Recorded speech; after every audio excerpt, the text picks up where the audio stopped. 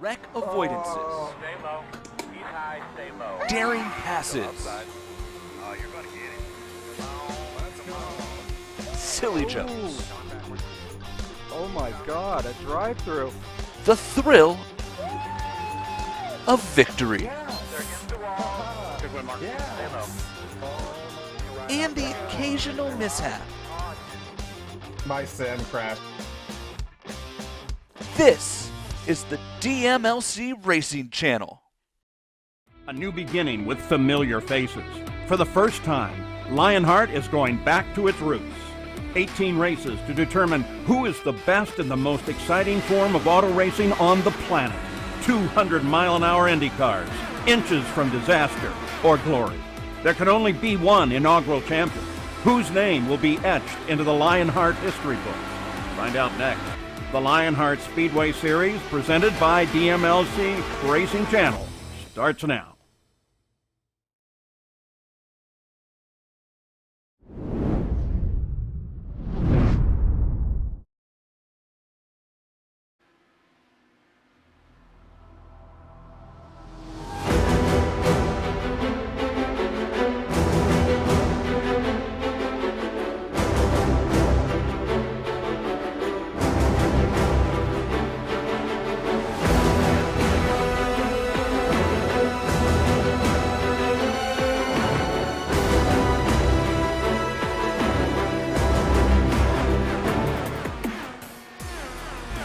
Races down, just 3 to go.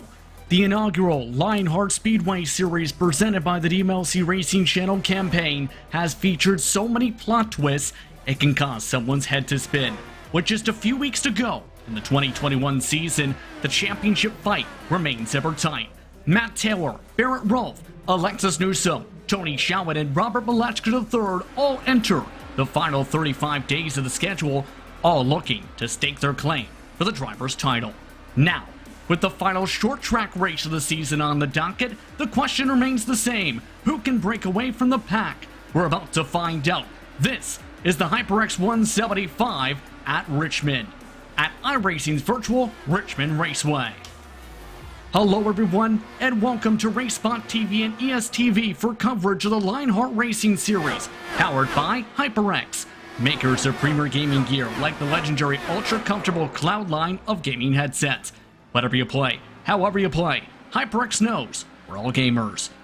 For more information on HyperX products, visit hyperxgaming.com and don't forget to use the promo code LionHRT15 for 15% off orders. My name is Justin Prince. Alongside of the booth tonight is the setup guru for the Lionheart Racing Series, Andrew Kinsella, along with their Juna Kankipani in the producer's seat. Cameras tonight are provided by the great Ducky Beard. You can follow along with live timing and scoring for this evening's action by going to racespot.tv/Indy to follow along with your favorite teams and drivers. With that, let's dive straight into our Sim Experience Countdown to Green, as now we're in the closing stages, Andrew, of the season. Just 3 races left to go, including tonight. The final short tracks on the docket. And now, if you want to win a title, you need to perform and cannot afford to make a mistake, especially with the Triple Crown double points race to end off the season.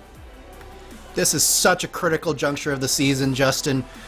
With the points as tight as we are, this race right here at Richmond could very well be one of the deciding factors in this championship.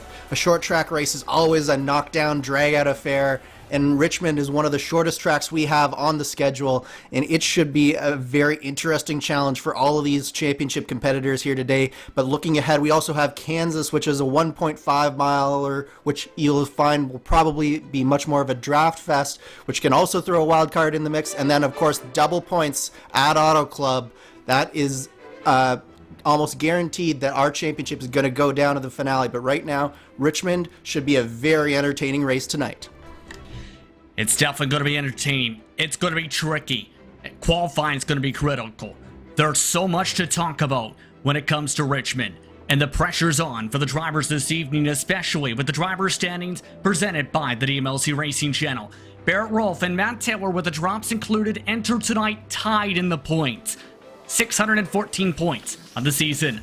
Alexis Newsom, Tony Shaw, and Robert Mleczko also within striking distance, but there is one major thing to note. One driver just came back from a certain open wheel event in Texas over the weekend. Robert Mleczko III, who did not have any drops to back himself up on, just landed just a few hours ago for this race and be prior to this event. Yeah, it's very touch and go whether Robert Mleczko will actually make it to this event, Justin, and if he doesn't, that could be his championship run done right there. But looking just a little bit further down, Joe Branch and Alexander Van de Sant, those two are just outside the realm of really fighting right now. But one mistake from some of the competitors in front and one good race here tonight from either of those two competitors, they could vault themselves right back into this fight and supplant Robert Mleczko as that as one of those top 5 contenders for this championship. But Barrett Rolfe, Matt Taylor, Alexis Newsom, and Tony Schown, they've all got to be thinking, I can't make any mistakes here tonight. I can't afford to make my own mistakes, and I can't afford to get caught up in someone else's. So they've got to have a clean race here tonight. There's so much pressure for them tonight. The same can be said, though, for the team standings presented by HyperX. Andrew, these have tightened up a lot as of the past couple rounds. Adrenaline Motorsports has led most of the season, but that gap is dwindling. Factory Backed is now within 100 points, with Team Race First Red close behind. There's everything to play for in this team championship, Justin. Adrenaline Motorsports, don't forget, has lost Chris Stouffer for the remainder of the season. He will not be back here in the Speedway Series. So that means that Factory Back, Race First Red, and Race First Black, they have an opportunity, but Factory Back, of course, doesn't have Robert Mleczko in the field yet tonight. So that could be them down a driver as well. So that really opens up the door here for Race First, and this could turn into a very tight 3-way battle for the team championship. That team battle is always so very intriguing to see, especially with some of the rising organizations this season. The rookie standings presented by Buttkicker feature many of the similar driver standings competitors towards the top, but this rookie class has been very strong. Give a shout out, Andrew, to Alexis Newsom, 3rd in the overall and rookie standings. She has become the first driver to ever win the Lionheart IndyCar Series this past few days. So Newsom with a lot of momentum, as well as everyone else amongst that entire rookie standing grouping. It's been an incredibly strong rookie class, and as you mentioned, Alexis Newsom has done just a fabulous job so far this year. She's really come into her own as a driver. She's had a few hiccups, a few races where it didn't quite go her way, but she's really picked herself back up, put herself back in this championship fight, and she is coming off a huge result in the IndyCar Series. Look for her to be strong here tonight. Let's look once more at your rookie standings presented by Buttkicker. We'll see how things play out for those drivers this evening. With that, it's time to look at your series details presented by Minus 273. Minus 273 is the premier name in karting gloves. Their industry-leading gloves are super lightweight and durable, made of breathable poly spandex. With your Ricardo Sim Racer, Minus 273 gives you the control to reach victory lane. For more information on Minus 273's full line of gloves and apparel, visit minus273.biz, and don't forget to also use minus 273 LHRS 15 for 15% off orders. For those tuning in for the first time with this series, this utilizes the Dallara DW12, the prior chassis to the IR18, and this series, Andrew, features custom fixed setups built by you. How were those handled tonight? This is going to be a tricky race for the competitors here tonight, Justin. There's a number of things that sort of work against the drivers with this car at a short track. The number one thing is that they have those pods out the back, and it creates this weird sort of center of gravity shift towards the rear of the car. So it's very difficult to get the rear to settle out of the corners. So in some cases you see if they put a little bit too much steering into the car to try to maybe combat some understeer through the middle of the corner, you could find them spinning on the exit of the corner. So it's really going to be in the driver's hands here tonight whether or not they will find themselves against the wall or in victory lane. Those challenges are going to be so very critical to keep an eye on when it comes to this track, and keep in mind, for America's premier short track, this is the 3rd time in Lionheart history DW12 will be running at this track. Back Back in Season 1, for example, Andrew, it was Trevor Malone who led 68 laps, but did not come away with the victory. He's one of the drivers to keep an eye on. Daniel Roper, that's a very familiar name. In the stock car scene in iRacing, led a majority of the laps in Season 3 and dominated that time. Roper just so happens to be defending race winner. Most cautions in the past was in that Season 1 event, Andrew. Yeah, I think that tonight, though, we probably won't see quite so many cautions here. Knock on wood, of course. Hopefully no commentators curse on that one, but we do have a little bit of a smaller field, only 21 cars currently in the session here today, just because there are a number of drivers who did take this last week off on holidays. Notably, George Anzaldo is not here, as well as Robert Malechka has still not gotten back into the session, so it very much looks like he could miss this. So the upside of that, though, is that with a smaller field, there is less opportunity for those cautions that you mentioned, and it's very likely that it could get a little bit more spread out, and we could see a little bit more green flag running, which is great for us. Keep in mind that George Anzaldo, we are hearing, is watching tonight's action from an airplane. So we're happy to have him watching along as these drivers zip their way around Richmond Raceway now. It's fairly cool in sim day, May 15, 2021. Temperature 74 degrees air temp. Fahrenheit 76 Fahrenheit is the track. That's 23 degrees Celsius, 24 degrees for the track temperature with partly cloudy skies. And as you see, some of the top times already coming in. These are lightning quick times we'll see tonight. 15 seconds the norm. Yeah, the laps are just going to fly by if we can stay green here, as we see that Caleb Bensi has already taken that provisional pole position. But on your screen right now, Barrett Rolfe, this is such a key run for Barrett Rolfe. He's had so much problems in the past trying to get there, and again he's not able to put together a solid qualifying lap, and he finds himself way down in 8th, 3/10 off the leader's pace here today, Justin. So that's going to be very, very damaging for Barrett Rolfe, as it's going to be difficult to work his way up through this field.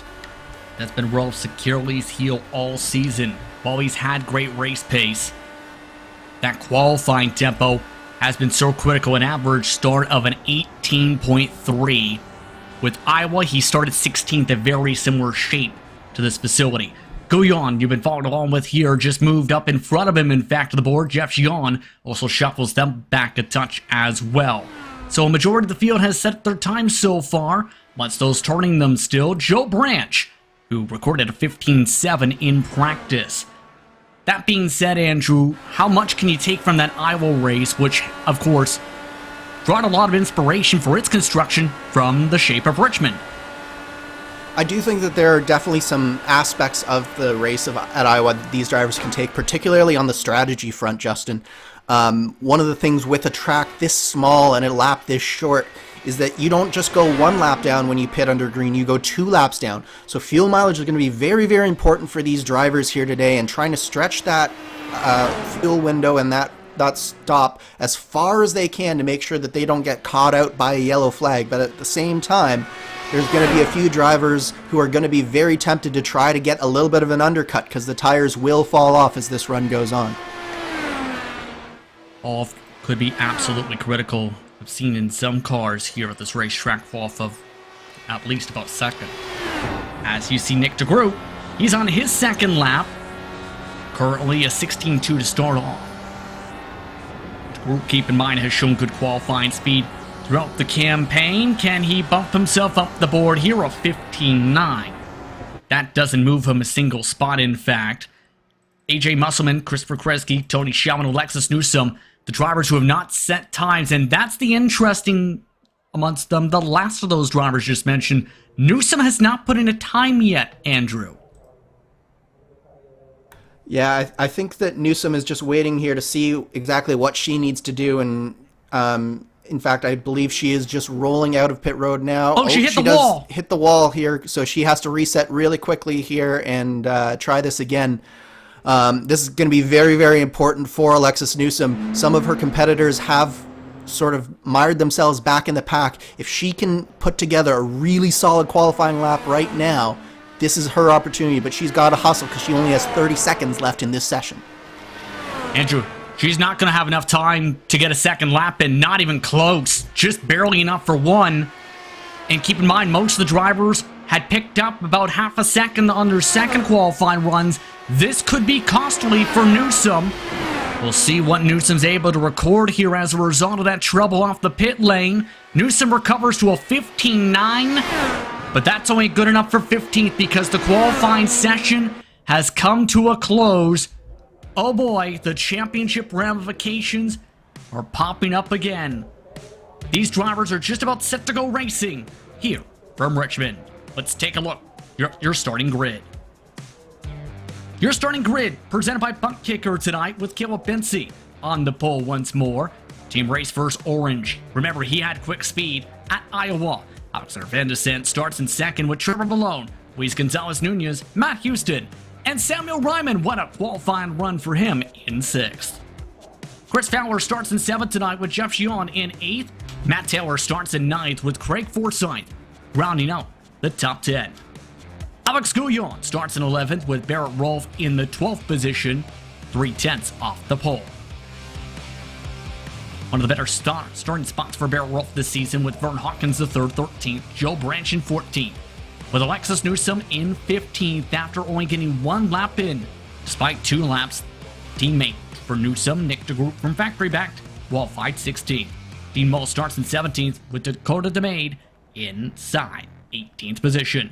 The last drivers all did not set up times. AJ Musselman, Tony Schauman, who has an end of longest line penalty, will move 1 spot back and line up behind Christopher Kresge.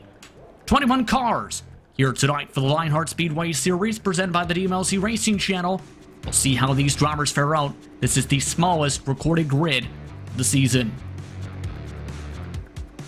Majority of the drivers still making their way towards the starting grid here, Andrew. They'll have 2 pace laps to get their tires up to temperature. Your quick thoughts here for how things could play out from the action track. Yeah, I've got 3 keys to this race here, Justin. I've got my first key to success here is timed aggression. It's going to be very difficult to pass, and people are going to have to pick their spots, because one of the things that can happen at a track like this is that if you pick the wrong spot, you could find yourself falling victim to the car behind you who can take advantage of it. So timed aggression is going to be very key. Keeping a close watch on that right foot. It's very tempting to stay in the gas as much as you can, but it can upset the car, particularly on the exit of 2. It's going to be very, very difficult to keep the car under them for the whole ride, so they're going to have to keep that right foot. And then finally, big picture racing. We got a number of drivers fighting for that championship at the back of the field. Who really need to keep in mind that big picture, stay out of trouble, and that is going to be the keys for this race. It's time to take a look at your featured onboards for tonight's action. First, with the HyperX onboard camera, it's Nick DeGroot. Whatever you play, however you play, HyperX knows we're all gamers, and HyperX is always ready to game. The second featured onboard camera is the -273 onboard. Alexander Van der Sant carries this one. -273, the premier name in karting gloves. Visit -273.biz. And Luis Gonzalez Nunez has the Midwest Simulations on board. Midwest Simulations, makers of the Spotlight visual spotter system. You watch the track, we'll watch the rest. We have plenty of onboard cameras as well, thanks to the cameras provided by Dougie Beer throughout your entire pack, as we get ready to go racing for 233 laps under the lights at Richmond Raceway. Drivers getting themselves all set to go for tonight's action here for the HyperX 175 at Richmond. Competition, commitment, excitement. This is Lionheart, and this is the start of the HyperX 175 at Richmond. We're underway from Richmond, Virginia.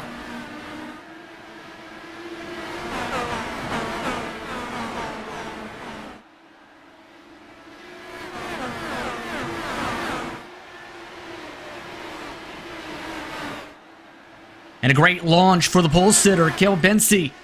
Remember, Bency came away with a victory just a few rounds ago. He leads currently by about 3/10 of the stripe. And de Sant pulling a decent gap as well over Trevor Malone and company. Really nice clean start here, Justin. We've got a few drivers jumping to the outside. Jeff Seong Barrett Rolfe has already got up a few positions here, and he's up already into your top 10 in 9th position as we watch this battle between Rolfe, Xiong, and Forsyth behind him. They're too wide back in the field, but it is stringing out towards the front of this field with Bensi, as you mentioned, already out to now 0.5 of a second of a lead. Keep in mind, Barrett Rolfe had horrific luck. In fact, the majority of the championship runners did at Iowa. He ended up finishing back in the 25th position, ended up being one of his current drops. Still looking at other drivers who are trying to move on forward, it's Newsome, who's now up to 14th position. This is now the battle pack for about 12th position. He's on board with Newsome, and you can see exactly what we're talking about in terms of the difficulty to pass, the amount of aero wash, but also the space to try and actually get the move done can be very difficult. Yeah, these straightaways are very, very short, so you have to really time out your run, get it nailed exactly right, and it's very difficult to slip your nose underneath the car in front. So Newsome is going to have to be very, very patient here, even as she already starts to feel these laps ticking away. Alex Guyon is definitely one of the more difficult people on this in this series to pass, so she's going to have to be careful here and not commit too early and just look for that clean air. Try and get a nice clean pass here before too much longer. Absolutely, especially if you remember the later stage of the run too at Iowa became attrition time, where the tire wear really started to impact many of the competitors. Still looking amongst this respective pack at the moment. Leading this respective group is Vern Hawkins III. Newsome, you see, finally builds up a run underneath the 08, but can't take advantage. Newsome loses ground. In fact, Dean Mull closes up a touch. Yeah, that was a nice try from Newsome. She really did a good job closing up through 1 and 2, getting really close to the back of Guyon, but she just couldn't make it stick on the bottom there through 3 and 4, and that's going to be the story here is when you have that run, you're going to have to find a way to make that bottom work, as we see a nice battle here between Nick DeGroot and Joe Branch. Joe Branch also... Oh, and we have a spinner. It's Dean Mull. Caution is out for the first time. Mull loses a rear wing, and that was getting to the next point, Andrew. That is the trouble spot at Richmond. Turn to exit. With how close that safer barrier can catch you, you don't time it up right, you get that. Yeah, the exit here is so difficult, Justin. Basically, you have this bottom side. You see that Mull got onto the apron just a little bit. It caused him to ride the car up towards the wall, and he just had to put in just a little bit too much steering on exit, and it just caused the rear end to go around, and he hit the inside wall. But one of the really tricky things here about that turn 2 exit is that the low side of the track is actually lower than the elevation of the backstretch, but the high groove is actually above it. So if you're in the high groove, you're actually going downwards out of the corner, whereas if you're in the low groove, you're coming up. So it's very difficult to have your car set up and working well in both, and if you suddenly switch between the two as a driver, you have to make a fairly big adjustment to how your car goes, and it can catch drivers out so easily, as we see some pit stops happening right now on pit road.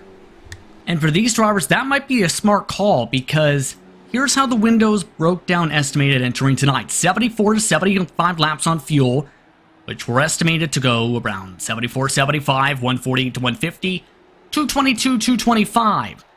You've already burned 13 laps off the board. Guess what? That cuts out that 222 to 225 window, essentially. Absolutely. This is definitely one of those calls where you can't help but think that there's probably going to be more cautions in this race, but at the same time, especially if you're near the back of the field, now is the time to sort of try to work your strategy magic a little bit. So if you can get into this window right here, maybe you stay out on the next caution. So this is going to open up some really interesting strategy as this race develops, because I think that this is a really good move for some of these drivers. But at the same time, if you are at the front of the field, it's very hard to give up track position and come in at this point. So this is a very interesting move, and it's going to create some interesting strategy as we go forward. One of the things we touched upon during the pre-race festivities for tonight was Robert Malechka III, who mentioned he was on a plane back home after seeing racing action for open-wheel cars for a very big event at Circuit of the Americas in Texas. Long story short, he's missed the start. He is not here tonight. He did not have any drops weeks to bank on since he missed the first couple rounds of the season. Take Robert Malechka to third, potentially out of the championship equation, pending a miracle, I guess, Andrew, now, unfortunately for him. Yeah, basically, the only shot that Malechka has is he's got to win out at both Kansas and Auto Club. Fortunately, he does have those double points at Auto Club that he could potentially rely on. But at the same time, he's got a lot of people to go as we go back to green here, Justin.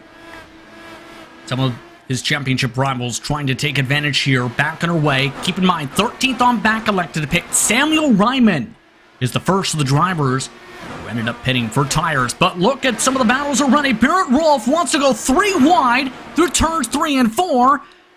Luis Gonzalez Nunez on the high side. Fowler forced up to the middle. Rolfe is up to 4th now. Wow. What a move from Barrett Rolfe there. He knew that he had to go at this restart because this is the best time to try and pass people, and boy did he go for it there. And that is the type of move that can potentially, since he pulled it off, win him this championship.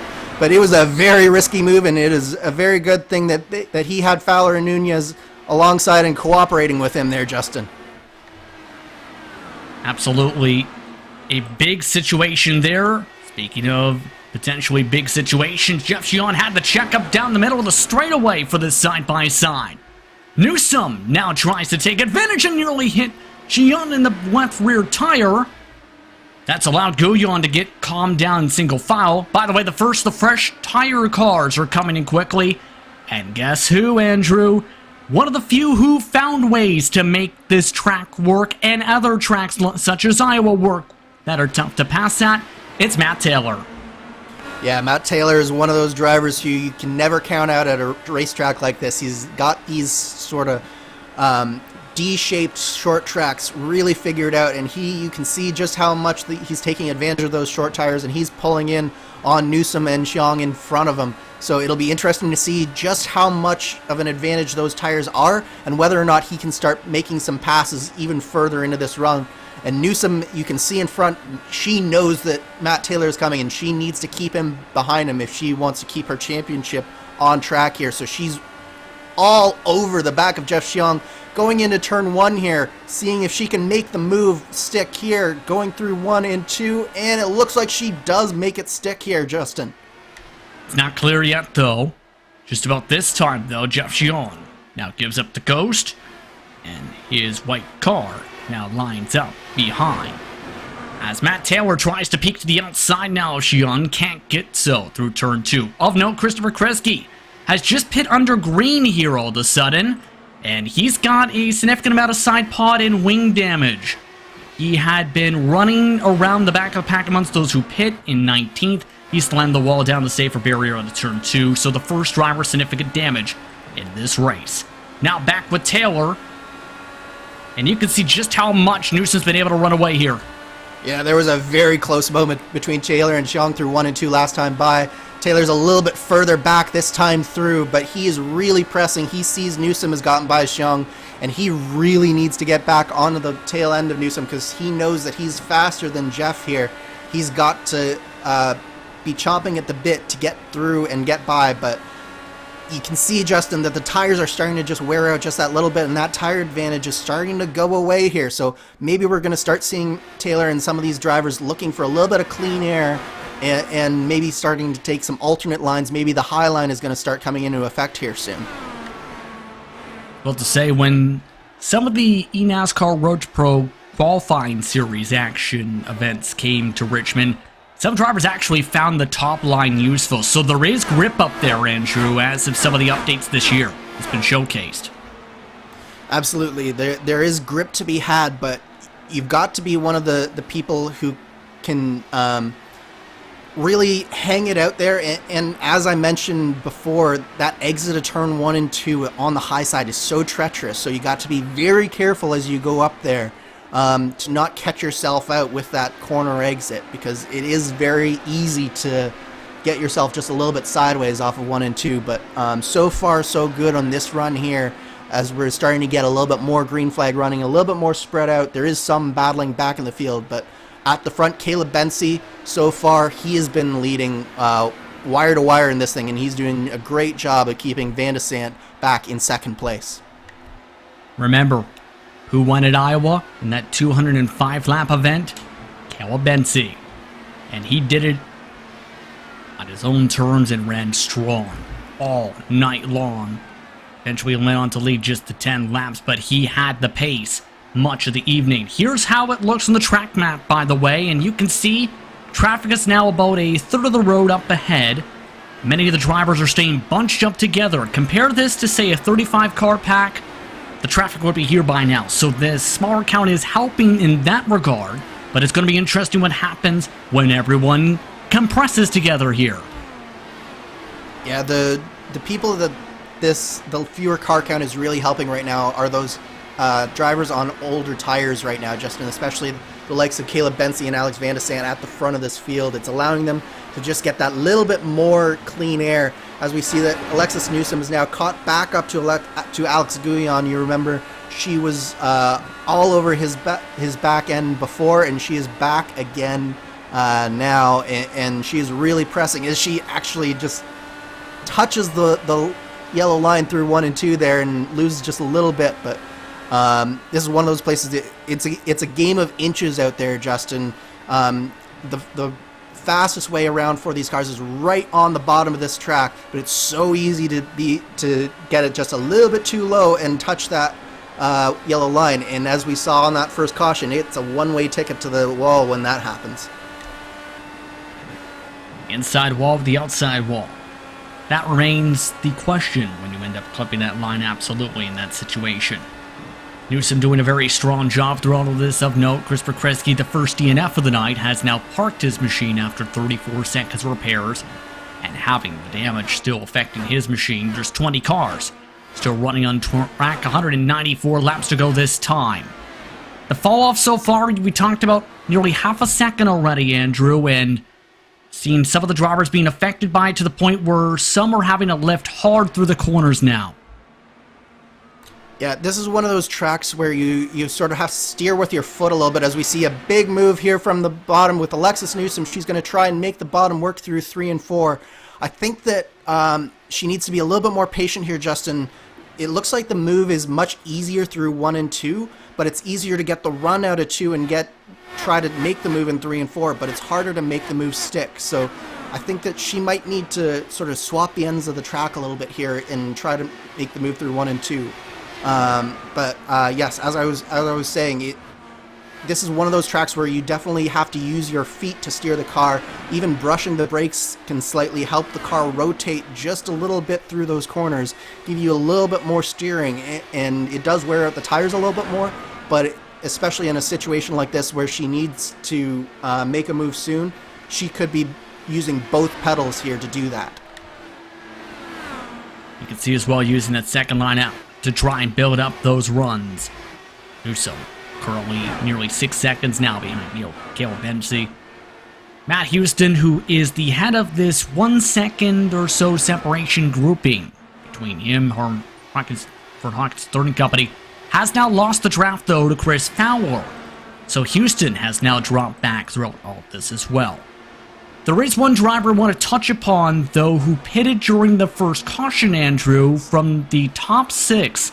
Samuel Ryman, remember, qualified very strongly, his best starting position all season. Samuel Ryman's in 17th now after his decision.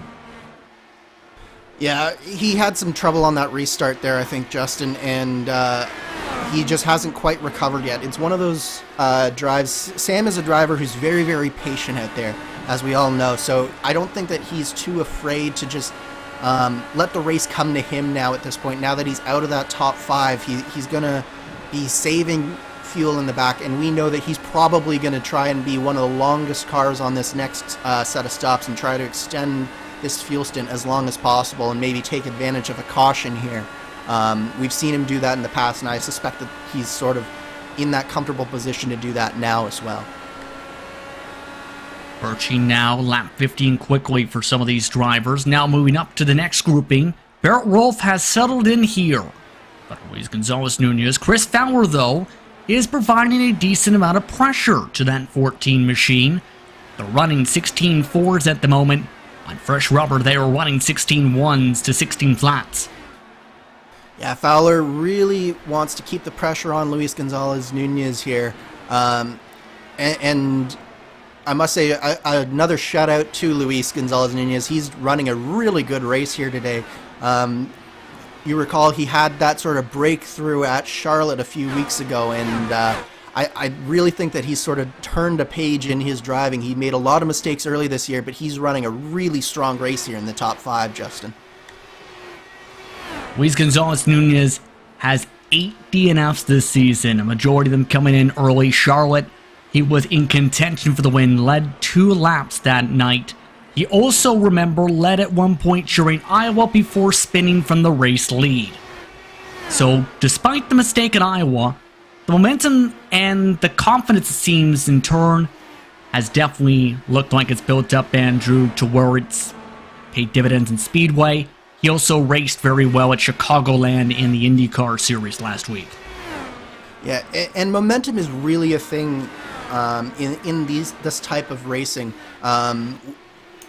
Once you start to realize what you need to do and figure things out, it really is a confidence boost, and you really do get a sense of momentum where things that were intimidating for you, things that were more difficult, they suddenly become less difficult. You're more confident with your inputs, you're more definitive, and it leads to better outcomes. And I think that's definitely one of the things that we're seeing with Luis Gonzalez Nunez. But up front here, Justin, we've got a 3-way battle as Van de Sant gets loose coming out of turn 2. We've got a 3-way battle now for the lead with Caleb Bensi, Alex Van de Sant, and now Trevor Malone also coming into the picture here within just about all within 1.2 seconds of the lead here. Keep in mind, look at those bubbles. That's DeMade and Musselman, who are about 10-15 car lengths up the road from the leaders.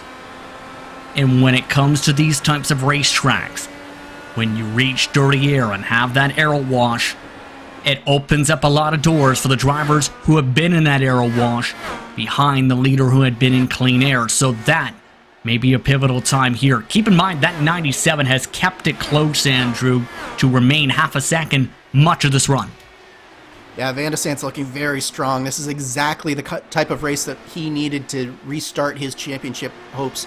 He had fallen back just a little bit, and this is exactly what he needs. Of course, Barrett Rolfe, as your championship leader, is in 4th position, but Van de Sant is doing everything he possibly can here. And as you mentioned, this is the danger zone for Caleb Bensi. As you mentioned, he's been in that clean air, so he hasn't really experienced the aero wash like Van de Sant and like Malone has so far. So if ever you're going to misjudge something, it's right now for Caleb Bensi, as he's just starting to get the sniff right now. So this is the time for Alex Van de Sant to be doing exactly what he's doing and putting on that pressure and forcing Caleb Bensi to maybe take some risks that he doesn't want to take, as we see that time tick to under 0.4 of a second, now to 0.3 of a second. That aero wash starting to factor in a little bit, it seems. We talked already a bit about Robert Muchker III not being able to make the start for tonight's race. At receive word, he is watching tonight's action now, after his late flight, return from Texas. How has that fared out, though, with the point standings is going to be the big question with the drops factored in, because that is going to really shuffle things about, as talked about, with how things came in, with him not having the drops available for him with the missed starts. It's going to be very intriguing how it all plays out in turn for Malechka III now for those points, as that gap remains 0.3. The leader now is 7 car lengths behind DeMade. And keep in mind, that is a race first car that's in front of the race first leader. It may be a race first car, but I don't know that there's very much that race first car can do, especially with Caleb Bensi being so far back right now. And you see that Van de Sant is closing up even further. He's right on the back of Caleb Bensi now, so this is sort of the worst case scenario for Caleb Bensi. There's nothing really that the cars in front can do to make it easier, and they don't want to go a lap down. But at the same time, Caleb Bensi really needs some cooperation from his teammate right now, as Malone gets very loose coming off of turn 2. A little bit squirrely, the gap now to 0.2. Mentioned the points conversation. How bad is it now for Muchka the third? He's not even in the top 5 of the drops factored in with live points at the moment. Van de Sant has jumped him. In fact, Rolf would be the leader if the positions stayed the way they are. Taylor would be second. Newsom 5 points behind Taylor. Schauwen has not been able to recover many positions after his EOL. Van de Sant doing what he needs to do to enter the championship conversation. But keep in mind, Justin, we have 2 cars on that alternate strategy in Schauwen and Taylor, and then we have 3 cars on the regular strategy with Rolf, Newsom, and Van de Sant. So it's going to be very intriguing to watch how those points change as this race unfolds, because it could very well be very different at the end of this fight. There's the give and take given from the race first car. The main now the first driver 1 lap down this race. Next car up is AJ Musselman. Van de Sant actually lost a little bit of time as a result of that traffic. And they are approaching the pit window too, Andrew. That's the critical part. They have to pit about 10-12 laps earlier than those who topped off after the early caution flag on lap 11. Luis Gonzalez-Nunez, just over the radio, has indicated he has to come in as well as a couple others, and that is 2 laps earlier than estimated. Yeah, this is a little bit early for Luis Gonzalez-Nunez, but one thing that we haven't mentioned as well, Justin, is just how treacherous this pit-in is. It's a very, very sharp corner on both sides, as we see our leader Caleb Bensi also down on a pit road this time by. So this is big implications right now. Van de Sant needs to have some good, clean, fast laps here, and hope that it takes a couple of laps for Bensi's tires to come back in. But he's got Musselman right in front of him, so he's going to need Musselman to be a little bit more cooperative than he is right now if he's hoping to hop Caleb Bensi in these pit stops. It's going to be intriguing how that all plays out. Bensi has just rolled his way into the pit boxes right now. Van de Sant is still staying on the racetrack. Talked about the risk of pitting and losing several laps here with the quick lap times. Off and away go the drivers finishing their service. Barrett Rolf just rolled his way into the box as well. There is Caleb Bensi right there. Where's Bensi? 2 laps down. He'll get a lap back now. Van de Sant has elected to pull into the pit lane. That will give the lead. Check that. To Alexis Newsom. Chris Fowler originally had the chance to do so, elected to come in this time too. Yeah, that was exactly what Van de Sant was hoping not to have happen. Is he got held up a lot from AJ Musselman, and it's going to be very, very close between the two of them as they come out here. I think that Caleb Bensi probably will have it just because of how much Van de Sant did get held up. But Newsom, I like this strategy from Newsom. She's the only car left on track, and she's going as long as she possibly can, trying to bridge the gap to that other strategy just a little bit. And she's going to sort of limit the danger zone, so to speak, as we see a big move from Barrett Rolf, 3 wide once more on those fresh tires. He's made it clear, if you're on freshies, you better watch out for the 33. Barrett Rolf has been trying to gain positions in bunches, and he has cycled in front of Bensi and right behind Alexander Van de Sant. He is now in the conversation for the point. The 97 is the current net leader. Remember, the rest of the drivers, though, can stretch it about another 5 to 8 laps. Matt Taylor is the current leader on the track. They can go as long as 10 if needed, potentially, Andrew. Yeah, what I failed to realize with the strategy was that Caleb Bensi came out right behind AJ Musselman, and Musselman did not want to let him by, and it cost Caleb Bensi big on his outlaps, and that's allowed Van de Sant to cycle to the front of this particular strategy. But Taylor right now, he's in the driver's seat, I think, a little bit here, Justin. He's really been able to stretch this out, and he's really in that zone of being able to make it on fuel from here. Craig Forsyth, I believe, is coming down pit road now. He is the first of those cars that pitted on that first caution. But Matt Taylor, he's doing a great job just putting in laps in some nice clean air. This is exactly what he needed to make this strategy work, just some nice clean air running.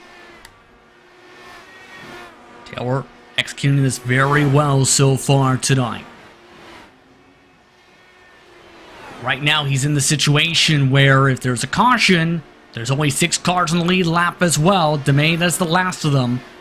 We'll see when Taylor has to come on down to Gru, Shawan, Mall, Ryman are also on this strategy. The downside for the 82, keep in mind of this, he's 12 seconds back of Taylor. Taylor 8 spots up now from his starting position with this call. For the time being, he has also picked up the aero wash, keep in mind, from AJ Musselman's car.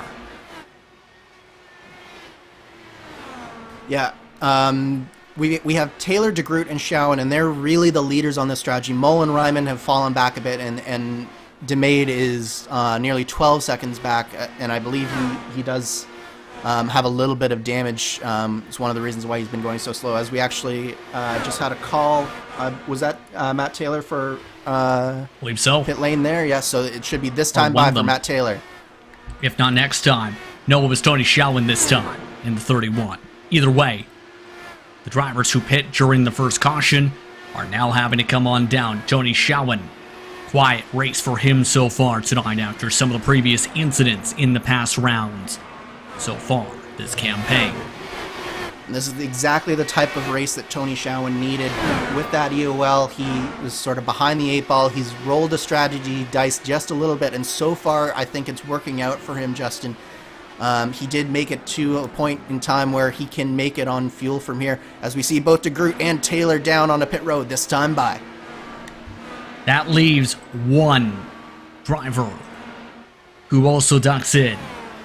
Make it no drivers on their strategy who had yet to pit. Samuel Ryman also on in with them. So the 97, Alexander Van de Sant, takes the race lead right here. He now leads once more from Richmond.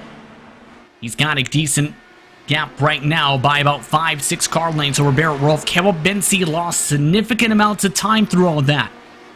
Keep in mind as well, several drivers on that cycle could lose a lap here as a result of the timing of where they came out. Tony Shawan is the last car in the lead lap after his stall. This could put him in danger, Andrew. He's definitely in danger, but fortunately for Shawan, he does have those fresher tires, so that may just be enough to hold off the charge of Alexander Van de Sant. As we see Newsom. I'm sorry, that was DeGroot. That was DeGroot. I'm sorry. Spins around down the back straightaway. The caution flag is out. DeGroot, who just pit a couple laps ago, brings out the second caution flag, and that just saved a few cars, but just mixed up some of the others for strategy. Yeah, he just got a little bit low through turns 1 and 2, and it's so easy to lose it, like we saw in that first caution with Dean Mull. He's battling here with Craig Forsyth. He just gets a little bit low, puts the right or the left side tires on that yellow line, and you see as soon as he does, the back end just comes around. He does a great job to keep it off the wall here, Justin, but unfortunately he does bring out that caution flag, and it does trap him a lap down. But the car that we mentioned before, Tony Shawan, is on the lead lap, and look at this, all these, Andrew. Look at this, though. All these cars coming down pit lane. This could actually just put Shawan and Taylor at the front of this field, or near the front of this field. But we have half the top 10 have stayed out. But Alex Van de Sant, crucially, he's thinking strategy-wise. He was not looking at being able to make it on fuel. Now he is. So he is cutting out a stop here in comparison to Barrett Rolfe. I really like this call from Alex Van de Sant, but it's going to be very difficult for the likes of Barrett Rolfe now to really combat this. He's going to have to save a lot of fuel, or else he's going to have to make up a lot of time on the track to account for the one less stop that everyone else is going to have to make here.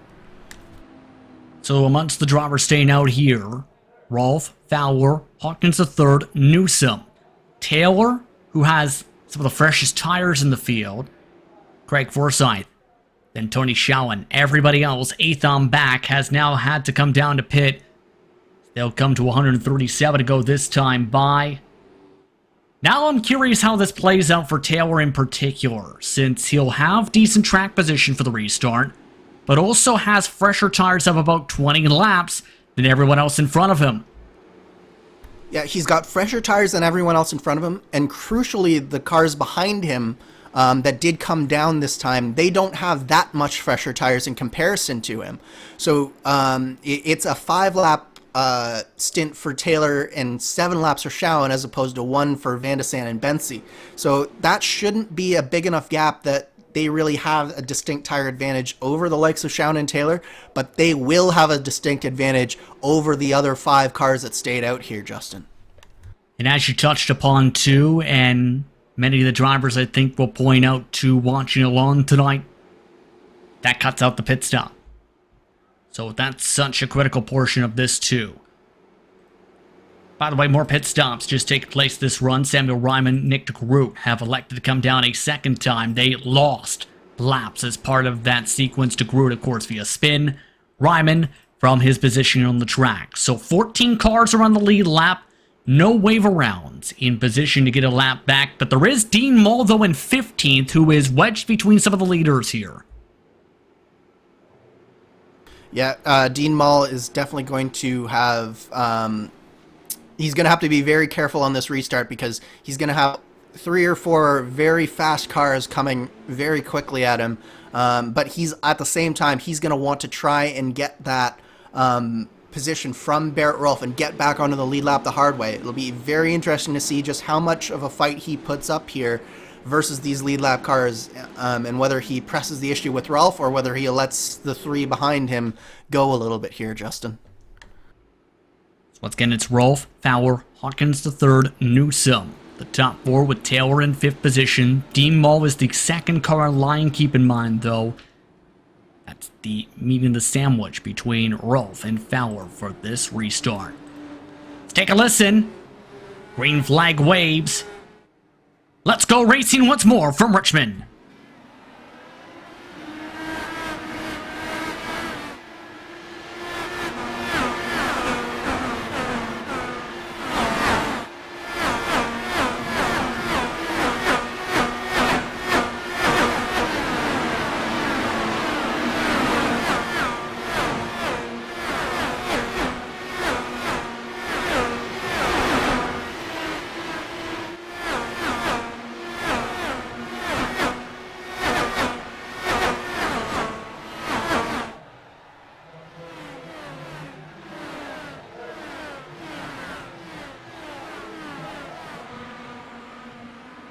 Beautiful sights and sounds across Richmond Raceway as these engines burr their way around the action track. Looking at Vern Hawkins III. The 25 currently is holding on to 3rd position. Just around 1 second back now. Chris Fowler, give or take a couple tenths. Taylor has not been able to move up anywhere. In fact, just about everyone held up station position wise outside of Tony Schowen. Yeah, Schowen made a bold move to the inside, and he got past one of the lap cars. I believe that was Dakota DeMade there. And he is now right on the back of Craig Forsyth. But you look right here, Justin, in front of us we have Vern Hawkins and Alexis Newsom all over the back of his car. And right behind Alexis Newsom is Matt Taylor, and he is all over the back of Alexis Newsom. So this is exactly what we saw at the beginning of the race, where Newsom has to really make this move happen very soon. If not, Taylor is going to make a move on her. But the difference here, Justin, Taylor now has 20 lap fresher tires than Newsom does. And we'll see how much of a benefit it ends up being now with the aero wash being as part of this impact. But here's the thing too, Eric can save some gas here. He elects to ride on behind, but the tough part is Newsom's running middle, Taylor running bottom rather.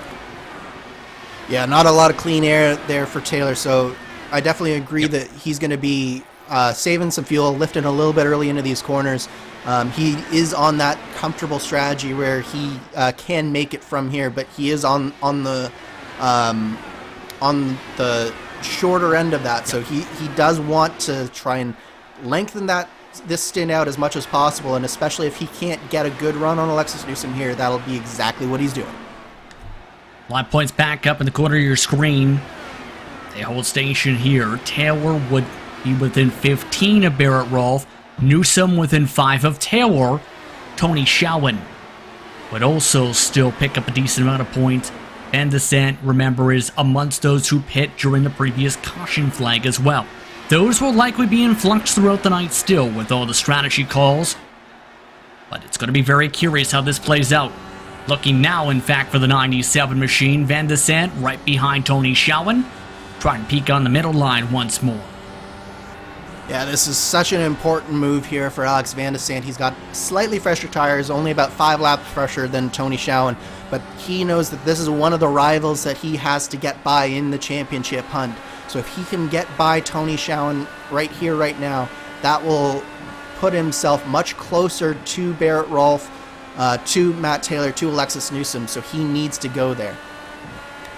I think an area we need to go back towards was Hawkins the third and Newsom. Remember, we were keeping an eye on them at the lead of this grouping. Both of them, they've nearly knocked the wall down 3 times in the past 5 laps. And Newsom is pressing so hard, and Hawkins is trying to respond, and he is starting to get just a little bit of a gap on Newsom here. So it might be a little bit more comfortable, but he's having to take some very big risks in order to do that. And as a car that is simply running for the race win and not for the championship, he's probably more in a position to take those types of risks than Newsom is. If I were Newsom, I'd just be settling down just a little bit, trying to say, okay, I can't quite get him now. I need to be patient. I need to think of that big picture and just maximize my points here. Because she is on that, what is now the alternate strategy. So she's got to find a way to maybe make that fuel number work. She did manage to go longer than anyone else on that first stint. So she's got to be thinking, okay, I just got to settle in here, save more fuel, and just see if I can cut out the stop the old-fashioned way by lifting, coasting, and getting excellent fuel mileage. The interesting thing to consider too is, for much of this run, Dean Mull had stayed second in the line of cars overall. Chris Fowler just now got let go by Dean Mull's 23 machine. Fowler is running 18th back. Go ahead. It'll just be very interesting to see whether Fowler will start to cut into that gap. I do think that he is maybe a little bit faster than Rolfe at this stage. I'm seeing the gap go down just a little bit. He's about half a tenth to a tenth quicker a lap. So it'll be interesting to see if he can just use that draft to catch back up to Barrett Rolfe and really put some daylight in between himself and Vern Hawkins, and really start to stretch this out, and see if he can make the strategy work on the fast run rather than on the fuel run. So keep an eye on Matt Taylor throughout all this as well. He continues to stay a decent distance behind Newsom, about half a second or so, in fact, behind the factory back machine. Craig Forsyth staying within good distance as well. Again, amongst the first drivers who pit during the caution still is Alexander Van de Sant, Caleb Bensi, Luis Gonzalez Nunez, 1, 2, 3 on that strategy cycle for the time being. So we have already just passed the halfway mark from Richmond Raceway. And your thoughts so far on how this is all played out tonight, Andrew, as we approach 2/3 of the way quickly? It's been a fascinating race tonight, Justin. We have varying strategies here. We've gotten a little bit of a shuffled order on this latest strategy play. But the big thing here is that it's been a very clean race so far. These drivers have been doing a really good job keeping the car on the track. There have been some moments that have been a little bit heart-raising. We've had some 3-wide action with Barrett Rolfe in particular, but it's been a fabulous race so far, I think. Lots more to come. You're watching racespottv and ESTV for coverage of the Lionheart Racing Series. This is the HyperX 175 at Richmond Raceway. Stay tuned for more from Richmond, Virginia.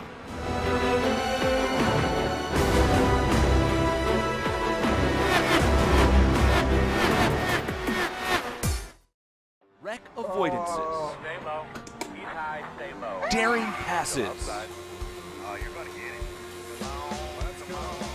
it. Silly jumps. Oh my god, a drive-through.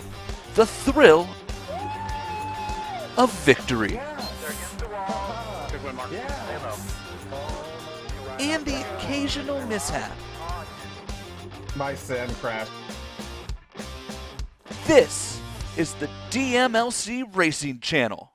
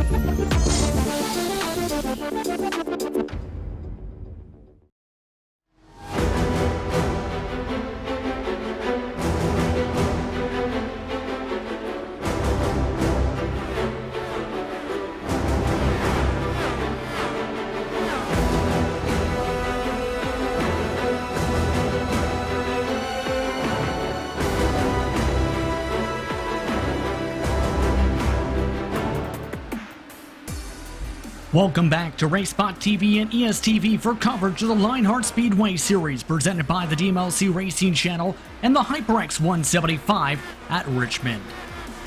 Justin Prince, Andrew Kinsella with you with Arjuna Kakipati in the producer's seat using cameras provided by the great Dougie Beard. As just moments ago, Andrew, Alexander Van de Sant made a big mistake. He scraped the wall coming out of turn 4. He's lost several positions. Caleb Bensi, in particular, taking advantage of a major mistake from one of the championship hopefuls.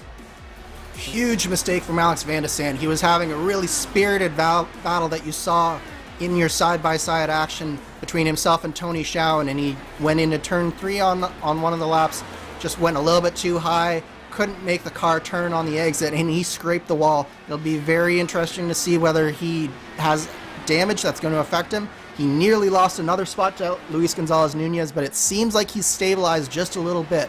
But we'll have to see in the long run whether he has just a little bit of damage on that right-hand side from that wall scrape, Justin. And this race has plenty of implications for the championship as well as for who breaks into the win column. So far, just 2 caution flags, and it's Barrett Rolfe who leads the field, but he is on an alternate strategy. Kiamun with several others elected not to pit during the previous caution flag. Right now, Rolfe is within about 10-15 laps of when he would have to come down to pit road to make it, to get some fuel, along with Chris Fowler and several more. Yeah, and if he's only 15 laps away, 10-15 laps, he's not going to make it on one more stop. He's going to have to stop again. Whereas the likes of Tony Schowen, Matt Taylor, and Alex Van de Sant and Caleb Bensi, they all just have one more to go if we're doing our math here correctly in the booth, Justin.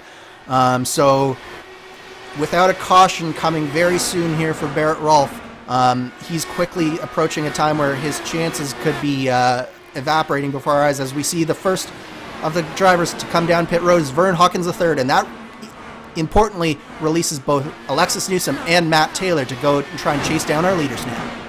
Vern Hawkins III way out of the fuel window to make it on a one stop from this point by 20 laps, at 15-20 laps in fact.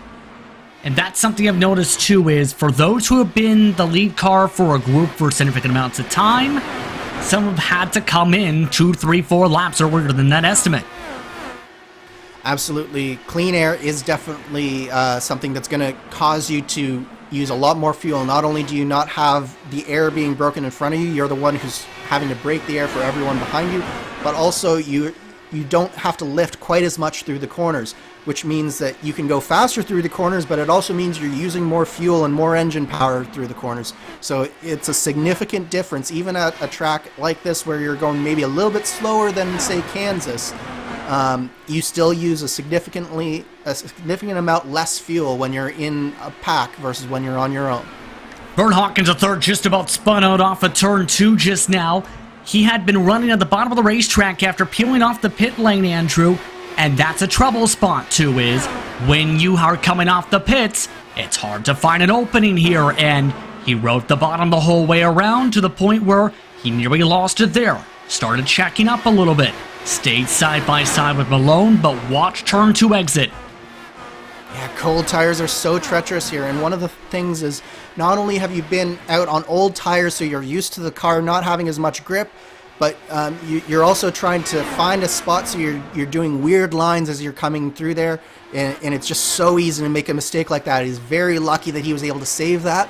But looking back up front here, Justin, Fowler is starting to close back up on Barrett Rolfe, as we've seen a number of the trailing cars have done as these runs have gone on. But importantly enough, look at the top of your picture right there, Justin. Alexis Newsom has closed up to 2 seconds back as Barrett Rolfe is down on a pit lane. He also now for sure cannot make it on fuel. And he is outside of the estimated window by 7 laps. That is huge for the complexion of this race. So Barrett Rolfe is in. Chris Fowler now leads. Now the eyeballs turn to Matt Taylor. Right now, he is on his 61st lap. Right now, he looks in a fairly comfortable position. It's just a matter of making sure he makes it for sure. And I know that's been a topic of discussion.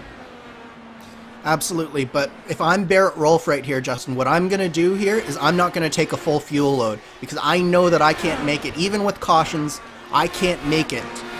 So he's gonna have to find a way to go as fast as he possibly can. So if I were Barrett Rolfe, I'd be taking maybe 9-10 gallons of fuel as opposed to a full 16. But the very interesting thing for me was Alexis Newsom. She was the one who was able to stretch further than anyone else on that first stint. She spent all of this stint in behind the car in front of her of Vern Hawkins. She's leading the race now. Will she be able to stretch this fuel just long enough to be in the window to make it, Justin? It's going to be very close right now. Approaching lap 77 this time by. There is now about 79, check that, 78 to go. Now at the stripe. So Newsom is just about there. No signal over the radio from Newsom. Newsom continues on going. Taylor is now up to second overall on the racetrack. Tony Schowen about 1.5 seconds or so back. You see the pit stop stint get at the side of your screen. Rolfe is currently in 16th position after his service. Right now, Rolfe is just 1 lap down, as Newsom has a bit of a bobble there. So, but I think crucially here, Justin, Newsom can make it. She has gone 79 laps on this stint. There's only 77 laps to go. So she will have to save fuel on this stint, no question, but she can make it. I think she was very close to coming down last time, but she made it go just one more time around. I think she's probably very close on fuel here, but as long as she can get all the way down into her box, she might just have this race sewn up over Matt Taylor. As we've seen, it's very difficult to pass the leader, so that could have been a very key moment in the race for Alexis Newsom. Newsom right on the money. Now, Newsom is in the pit lane. Taylor holds on to the lead for now. Caleb Bensi amongst those cars who has to let by some of the drivers on fresher tires there. That's Craig Forsyth passing on by. Don't forget Bensi led a majority of the way early on. He has still stayed in the conversation as well for a very solid run, depending on how things shake up here. Bensi has driven a really solid race here today, Justin. He's really kept his nose clean. He was doing a great job out front, but he's also proven that back in the field, he knows how to be patient. He was able to take advantage of Alexander Van de Sant's mistake there, and he's put himself in a potential podium position here. It's just been a really strong showing overall from Caleb Bensi. And Van de Sant, despite that mistake earlier, he's still in a position to have a top 5 and potentially a really solid points day as well. Here's the minus 273 on board. Bensi right now trying to run the second groove to try and build up a run behind Tony Schowen. Keep in mind, Bensi and Schowen, I've noticed as well, have picked up a little bit of time. In fact, Bensi ran a 16.6 to Schowen's 17.1 last time by. The 97, though, has to come on in. Van de Sant makes it 70 laps this stint with under 70 to go. That was a little bit of a nervous pit entry there. Locked up the tires on pit in and nearly spun it around, but kept it all under control there. But you're right, Justin. Tony Schowen and Caleb Bensi, they are really closing up on Matt Taylor right now. But I do believe that Tony Schowen will be in next time by, according to the radio call here. So that is your second position runner. He's probably responding to Alex Van de Sant and making sure that he doesn't get an undercut here. So this is really the signal to start all of the last set of green flag pit stops. And assuming everything goes green through this round, this should be most of our contenders' final pit stops. But remember, we will have a few cars up front who will have to pit just one more time. Which would be absolutely huge if this race does not get a yellow. Taylor Nunez amongst those signaling this time, as now Bensi will cycle to the lead. 97 try to roll on forward after his respective service now. So Bensi and Chion are the only drivers along with Dakota DeMade and Joe Branch, Nick DeGroot, Samuel Ryman, who have yet to come down once more throughout this cycle. Everybody else can either make it to the end or has to hope for a miracle. There's Taylor now in the Jacks. And you just saw Alex Van de Sant had another phenomenal pit stop, Justin, and he made it out in front of Tony Schowen. So he's leapfrogged Tony Schowen in the pits. We'll see if he's also able to get himself all the way back up to Matt Taylor here as they exit pit lane. Taylor's off and away behind Van de Sant. Newsom is also in front of the 97. Looking at the totals, Barrett Rolfe is currently in the net lead position, just though by a couple tenths over Chris Fowler at the moment. Then it's Newsom, Van de Sant, and Craig Forsyth. Bensi, Chion have also just come down to the pit lane. That cycles Joe Branch for a rare time towards the front for the race lead, but just for now. But crucially, Justin, Van de Sant is in front of Taylor, so that means for the net race lead, or at least net second place, if Newsom can in fact stretch it all the way to the flag, Matt Taylor is no longer the leader on that strategy. It is Alex Van de Sant. That was a mega cycle of pits for Alex Van de Sant. Assuming that he got all the fuel that he needed, he was able to leapfrog Matt Taylor, Tony Schowen, and Craig Forsyth all on that round of pit stop. So great job from Alex Van de Sant. A great sequence for Van de Sant.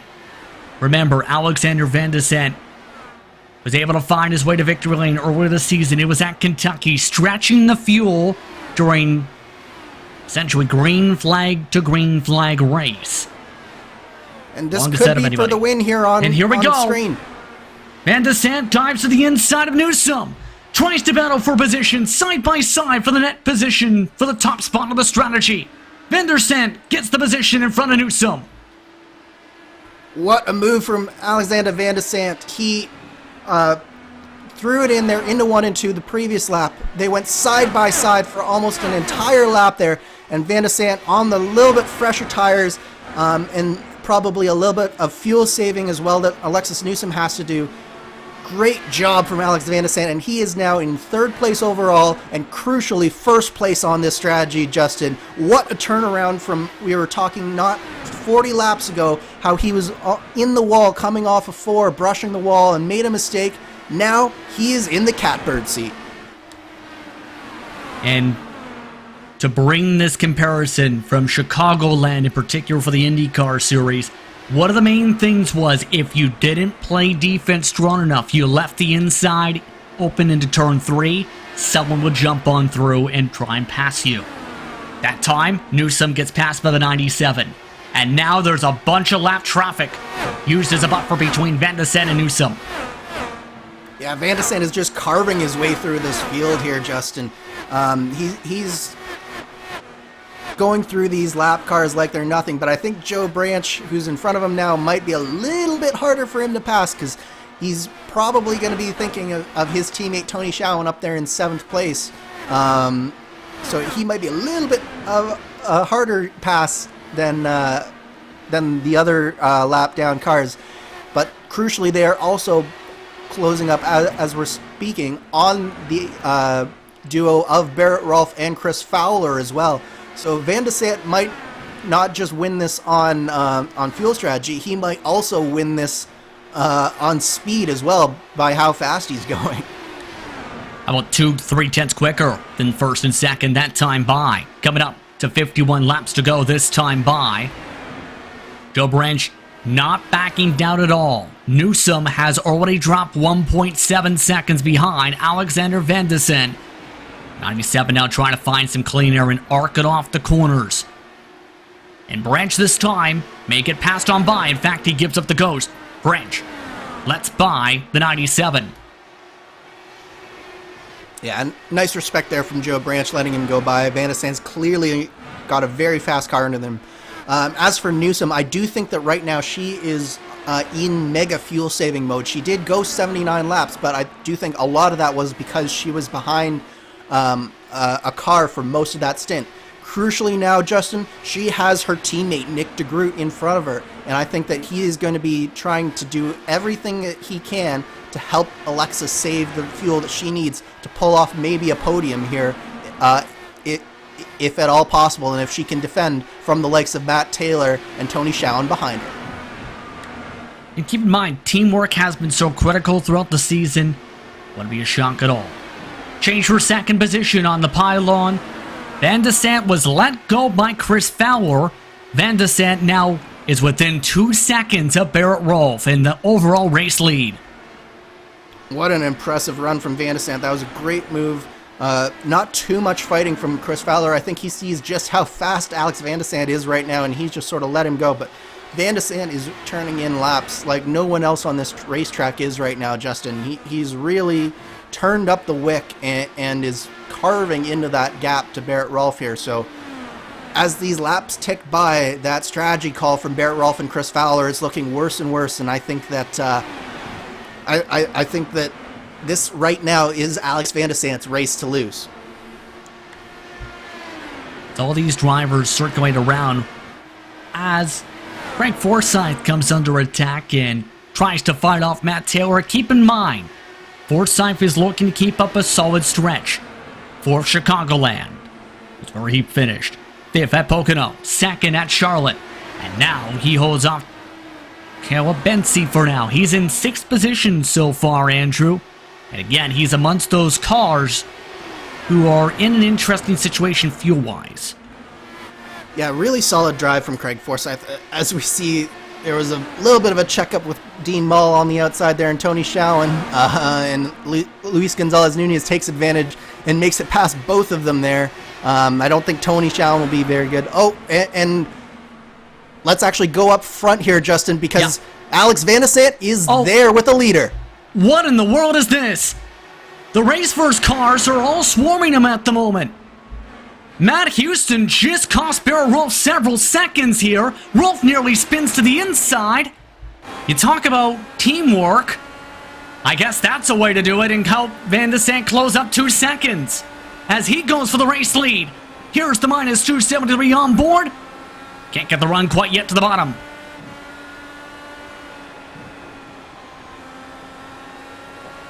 This is so close here, Justin. I think that the moment might have just passed just a little bit from Van de Sant, but Rolfe, you can see he's running just a little bit higher up the track, so it's really difficult for Van de Sant to get some clean air and really take advantage of the tires. Rolfe's running a really smart line here, and that is Matt Houston in front, sort of cutting the air for both of them right now. This is some really good action, though. Really tight racing, and Van de Sant, he's not going to be satisfied just with staying behind Rolfe here. He wants to win this race, not just on strategy, but on speed as well, I think. Right now, Rolfe needs a caution, keep in mind. He is now approaching 47 laps into this stint. He can make it about another 30 or so laps, give or take at the very most. That's stretching it in some, math-wise. He is outside the range to make it to the end. Van de Sant is. The 97 wants to take the lead on pace. Rolfe continues to defend, and now Matt Houston is running away from the top 2. Also of note, Bensi has passed by Taylor for 5th position as well in the pack. And that's interesting strategy from the 2 race-first drivers, Justin, as that's going to cost Matt Taylor a position in the championship that I'm not sure that he can afford with the battle as tight as it is. But maybe the play here is just to maybe send Caleb Bensi up to pressure Alexis Newsom a little bit and see if they can disrupt Alexis's run here with a little bit more of a concentrated attack. Someone who can take a little bit more risks and then sort of let Matt Taylor back through in a bit. But this is a hornet's nest here. So we also have 3 lap cars in front of this battle here. So we have all sorts of action here as Newsom and Bensi are going side by side through almost every corner. Keep an eye on how things line up here. If Bensi times this up right, DeGroot is the bottom car in this lap traffic side by side. Now Taylor wants his spot back, and now they hit each other. Hawkins the third, and DeGroot lifted off the ground a touch with some tire-to-tire contact. That allows Newsom to go on through. And that's what Alexis Newsom needed to get some breathing room, as Barrett Rolfe has had to concede the lead. The lead, he's pit. The 33 is in. Oh my word, Justin. All of that action right in front of 3 out of your 5 championship contenders right now in this race. That is exactly what they don't want to see, is all of this action unfolding in front of them. Newsom is through, Bensi is through, and now Matt Taylor is coming through. Craig Forsyth, Luis Gonzalez-Nunez as well, and Tony Schowen is the last of the contenders. But Barrett Rolfe, as you mentioned, he's given up the ghost on this strategy, and he is now on pit lane. So all he can hope for now is to come back out, try and stay on at least a lead lap, or try to get himself back onto a lead lap position, and then have a caution come out, and maybe he's able to work some strategy here as they get very close. Craig Forsyth into the wall, off of 2, and he's into pit lane now, and that releases Tony Schowen. He needed to come in for fuel, and he misses the pit lane. So the commentator's curse strikes in a different way tonight. You give praise, everything falls apart just 20 or 30 laps later. Yeah, Forsyth, he's just coming through turn 1 and 2 here. He needs to go, but he's pressing all he can, and he gets very close to the wall, very loose, doesn't quite hit it, but then he comes down on the pit road, carries just a little bit too much speed, locks up his front tires, and he has a very quick decision he has to make, whether to go right or left. He chooses right, lives to fight another day, but he's lost all of his time, and that means that he no longer has a shot at this win or a top 5 finish here, Justin. 24 to go, and how has the strategy changed things? Oh boy, look at that differential. Taylor, Newsom, 1-2. Barrett Rolfe, who is tied for the lead entering tonight, would drop to 3rd if things hold stationary. Schowen and Van de Sant within the top 5. That separation within 50 points of each other still. Everything is so close here, Justin. Everything still to play for. And I don't think that these positions are done changing yet. Matt Taylor still has Alexis Newsom in front of him. And Caleb Bensi is really pressuring her. So if Caleb can get around Newsom, if Taylor can get around Newsom, then you start to get a little bit more comfortable. But right now, 2 points between Taylor and Newsom as they run with two races after this one. Everything still to play for on these points. And don't forget, that does include the drops as well. So those do include the drops per the regulations for the Lionheart Speedway Series. Vern Hawkins, the third of note, has just had to come on down. He was able to go 69 laps on fuel. Bensi to the inside again and can't clear. Chris Fowler, by the way, the second place car, is the lead car for this entire pack. He's got a buffer with Joe Branch behind him, but right now, I'm not quite sure how you'd want to feel at this point, because they have been essentially driving like mad, to say the least. Yeah, so Chris Fowler, what he's doing right now is he's just praying for a yellow. He's trying to stay out as long as he possibly can, see if a yellow comes out, and maybe he can salvage a top 10 finish out of this race. But at the same time, you look at what Alexis Newsom's doing. This is some really, really smart driving from her. She's staying right behind both Joe Branch and Chris Fowler, and she's saving as much fuel as she can, but because she's staying behind them and allowing them to run the low line, she's running the high line. Caleb Bensi simply has nowhere to go here, and he's unable to pass her. So the longer that Chris Fowler stays out, the longer that Joe Branch stays where he is, the better it is for Alexis Newsom in terms of her results in this race, Justin. Trouble, Chris Fowler into the wall. Chris Fowler bobbles into the safer barrier. Oh Several my! cars start around as Fowler, who has to pit still, mind you, likely to get to the end, has damaged his car. Yet another heart attack for Alexis Newsom. That happened right in front of her, and she was able to just get around Fowler on the backstretch. That's put Fowler back into 6th position. Newsom up into 2nd place here, with Caleb Bensi now right behind him. You see another victim of just hitting that yellow line. He gets loose and then just washes straight up into that outside wall this time. Fortunately for Fowler, he doesn't actually spin the car, but he will have some significant side pod damage from that. A major scare for the entire pack, but we remain green. 12 to go this time. Oh, Taylor! And now there's trouble! Taylor spun around, he collects Chris Fowler! No caution yet, now it waves.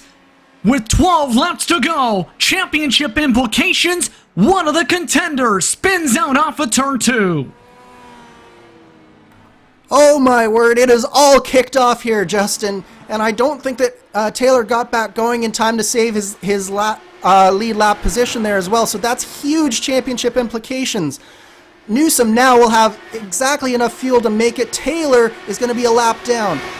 As we watch coming through turn 1, there's a little bit of miscommunication there with Luis Gonzalez Nunez. Gets into the back of Matt Taylor, and he just has he has some rear damage, loses the back end, and that's just one of those things where there is some netcode there, but there has to be a little bit more awareness, I think, from Luis Gonzalez Nunez of just who he's around and what point you are in the race. But at the same time, it's hard to blame him because he was doing everything he could to stay off of him, and Taylor did come down. So it's heartbreaking for Matt Taylor. This is going to have huge championship implications. Absolutely big, because prior to that caution, remember, guess who was in the conversation for the top 2? Now that changes. You know what else just happened with this caution? How about mixed strategy calls for tires? Newsom stays out on 65 lap-old tires, Bensi on 54 this time, Nunez stays out despite the contact, Guyon stays out, Van de Sant hit, he's in 5th. He had a 7-second lead before the caution. As we look at the points with the drops, that is a major swing. Newsom goes from a 2-point differential to 18. I'm not quite sure I like this call from Alex Van de Sant, but the one thing I will say is that because we are within 10 laps to go here, Justin, Alex Van de Sant will be able to pass all of the lapped cars. They will go to the back of the field, lead lap cars to the front. So he is actually in 4th place on our timing now, Justin. So he will have, I believe, 7 laps to pass Luis Gonzalez Nunez, Caleb Bensi, and Alexis Newsom. Tony Schowen is another one. Fresh tires for the 31 car.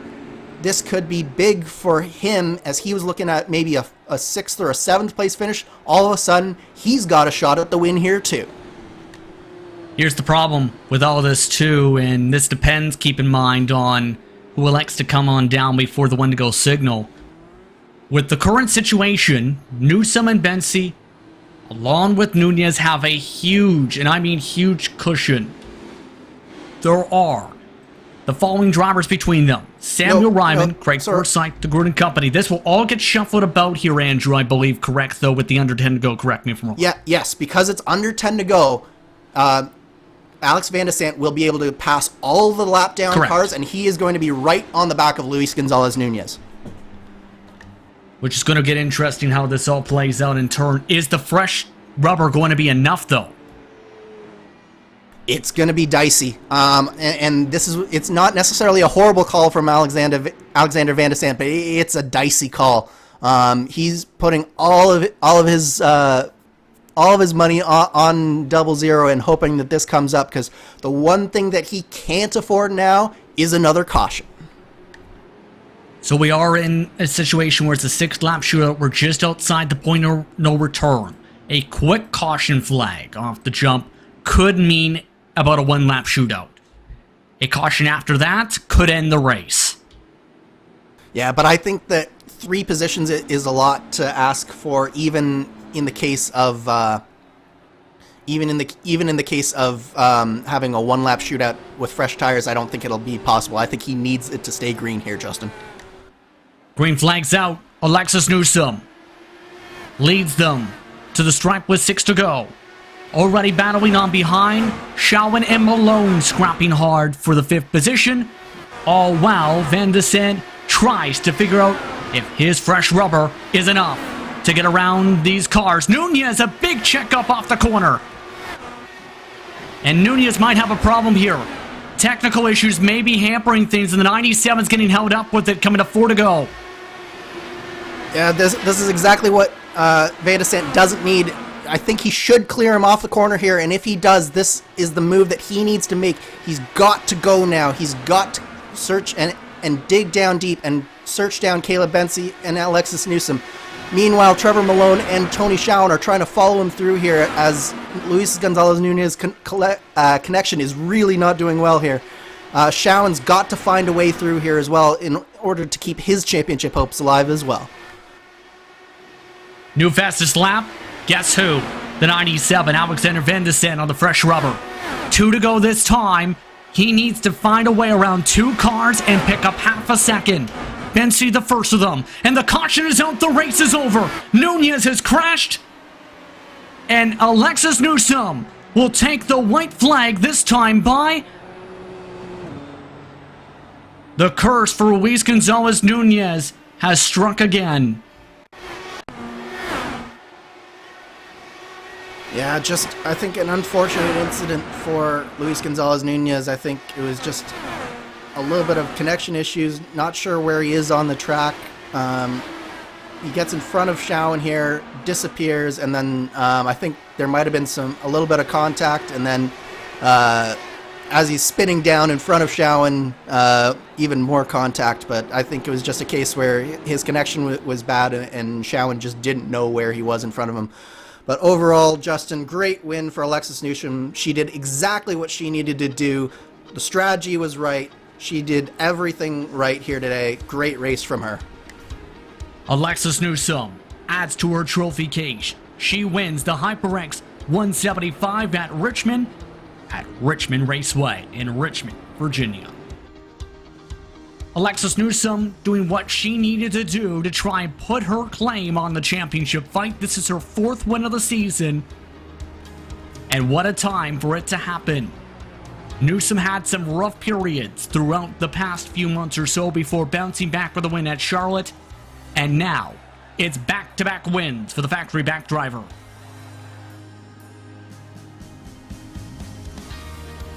Yeah, absolutely incredible drive from Alexis Newsom. As I said, Justin, she did everything right. She saved enough fuel. She had the right strategy at the end, picked the right strategy. Also, great recovery drive from Alex Van de Sande. He had a much more adventurous race as we saw, but he manages to pull off a 3rd, keep his championship hopes alive. Tony Schowen, another championship contender in 5th. But the big story here, Barrett Rolfe down in 10th place, Matt Taylor down in 12th place. That was not the races that either of them needed. Points are definitely going to get shuffled up at the end of this night. Let's take a look at your unofficial race results presented by CarNox, as Alexis Newsom wins the factory back machine under caution at Richmond. Caleb Bensi followed up his victory at Iowa with a 2nd place at Richmond, with Alexander Van de Sande pitting from the lead during the final caution. Despite leading by 7 seconds prior to the caution, he recovers to 3rd. Trevor Malone finishes in 4th with Tony Schowen in 5th position. A great recovery after an EOL penalty to start the night. Jeff Gion starts in 6th with Alex Gouillon in 7th, Matt Houston in 8th. The last driver of the lead lap crashed to bring out the caution flag due to technical issues. Luis Gonzalez-Nunez, he finishes 9th. Barrett Rolfe rounds out the top 10 1 lap down with Dean Mull in 11th. 1 lap down as well was Matt Taylor, who brought out that previous caution flag period that triggered the 6 lap shootout scenario. Craig Forsyth finished in 13 2 laps down along with Samuel Ryman, what could have been for the 59 after being in 6th in the early going prior to pitting under cautions 1 of the race. Nick DeGroot finishes 15th, Joe Branch in 16th, Vern Hawkins III finishes 3 laps down. That's the last drivers to take the checker. Chris Fowler was involved in the big incident with championship implications. He finishes 18th, 10 laps down. Dakota DeMaine, it did not work out well for him. 65 laps down in 19th. AJ Musselman parked in 41 laps into his run before finishing in 20th position. The last driver to start today's action was Christopher Kresge. Again, the smallest grid of the season so far in the history of this series, but in the end, it's Alexis Newsome who takes the checker here at Richmond. That brings us into our HyperX post-race show because the Lionheart Racing Series is powered by HyperX, makers of premier gaming gear like the legendary ultra-comfortable Cloud line of gaming headsets. Whatever you play, however you play, HyperX knows we're all gamers. For more information on HyperX products, visit hyperxgaming.com, and don't forget to use the promo code LionHRT15 for 15% off orders. Drivers are in the midst of making their way into the infield to celebrate in HyperX victory lane. It was intense racing tonight. Let's put it that way, Andrew. Especially in the closing stages, the championship implications were huge coming in. They're huge coming out. Let's put it that way. Absolutely, Justin, and no bigger implications than what Alexis Newsome managed to do. What a great race that we saw. That is the type of race that will win you championships, and she did exactly what she needed to do today. She didn't necessarily have the best strategy to start, but she adapted and she made it work, and she was in exactly the right spot in the right time. But I believe we are standing by here. You have Alex Van de Sant here, Justin. And the first question I think on everyone's minds for Alexander Van de Sant after tonight is, you were leading entering the second last caution period, 12 to go. When the caution came out, you pit from the lead, several stay out. Why did you pit? I was half a second off the pace from fresh tires. I knew I was able to put my car, it was kind of a lane and a half. I was able to put it anywhere within that band grip. So I'd be able to pass for the lead. I know there were 6 cars or so left on the lead lap, and lap cars would be sent to the back. So I thought my chances were good there. And honestly, in those situations, it's if you're the leader, if you stay out, everybody behind you pits, and if you pit, then everybody stays out. So it's just kind of a roll of the dice. So yeah, frustrating that the cautions at the end there were happened. They were probably preventable, but I'm happy with my pace. Very very disappointed about the result, but it was a good night when you're disappointed with third. Talk us through your progression to the field tonight, because you started up towards the front, but strategy was a big part of the night, with several electing to pit early on. Talk us through how you were thinking from the cockpit, trying to plan things out this evening, especially with cautions waving when they did. Yeah, I knew the windows were very fuzzy. Just the fuel burn was a little inconsistent, and with how long you can go, that makes it like it's like a window of like 3 or 4 laps where you may or may not be able to save that much. So I just kind of had to play it by ear. Honestly, when this middle caution came out with like 140 to go or so, I wasn't sure. Like I didn't know. I don't know why more people didn't pit with me. I had Caleb on the same strategy as me, but a lot of the people that had pit earlier stayed out. So I was regretting that instantly. We lost a lot of time to the leader, just stuck in the traffic. Got away with a wall strike. But then once they started cycling through, they were realizing, they're not going to have enough fuel to make it on one more stop, and we had just enough. So then I timed my last stop, the money stop, perfectly to undercut Caleb and Tony, and then just be able to go to the end from there. I knew Barrett would have to pit eventually. Chris was saving; he was probably going to be pretty short, so just worked out. I early on in that stint, it was felt pretty bleak, but by the end, it was really feeling good. A nice race for you, to say the very least, throughout the night. But keep this in mind, there is the positive now with all this, and with some of the drivers having various commitments, including various flights. You're now amongst the top 5, and you're now within championship conversation with 2 races to go. Your approach with Kansas and the double points paying Triple Crown finale at Auto Club coming up. Yeah, it's just gonna have to send it. I know. I guess. Yeah, I need to see the point situation. a win would have helped, and I really needed a win, I think, coming into this, and Alexis getting it tonight that's gonna hurt. It hurt my teammate Matt getting taken out too, but yeah, just gonna have to go for it and go for wins and try and finish off strong and have fun. Congratulations on the run tonight. Thank you. Alexander Van de Sant came away with the third place run tonight. He led by as much as 7 seconds before the final caution flags. Caleb Bensi, though, was one of the drivers who benefited as a result of those cautions. He started on the pole, led a majority of the laps early, then the strategies mixed up where he was on the racetrack. Caleb, you bounced back to a second place run after leading 75 laps tonight. How are you feeling after knowing you were quick throughout the entire evening? Honestly, just happy for it to result in a good finish. It wasn't looking so great there for a little bit, but yeah, I was definitely happy to get pole there. I thought I left a little bit out there still, so just happy to get that, and then from there just try to pace the field, and not having that experience in dirty air there in that first stint. It took me a while to get up to speed there later when everyone else was kind of up to speed. So yeah, strategy didn't work out as well as I wanted there, but was able to actually make some green flag passes for quite a few guys to work my way up there and just put myself in a decent position there on that last restart and did the best I could to hold on to P2, trying to get Lexus, but it's just hard to get the person in clean air. One of the things we talked about entering tonight was some of the parallels you can take from Iowa Speedway. How much did that, knowing how successful you were at the end of that race, play into how you drove at Richmond? What were the main differences and comparisons you can make from that race a couple rounds ago? Yeah, it's a good point. Richmond, I feel like it's just everything's faster. You just have to be so much more precise. You know, Iowa, you have a little bit of leeway in which lane you pick and everything. I mean, you do here somewhat too, but I feel like here you're a little bit more on edge.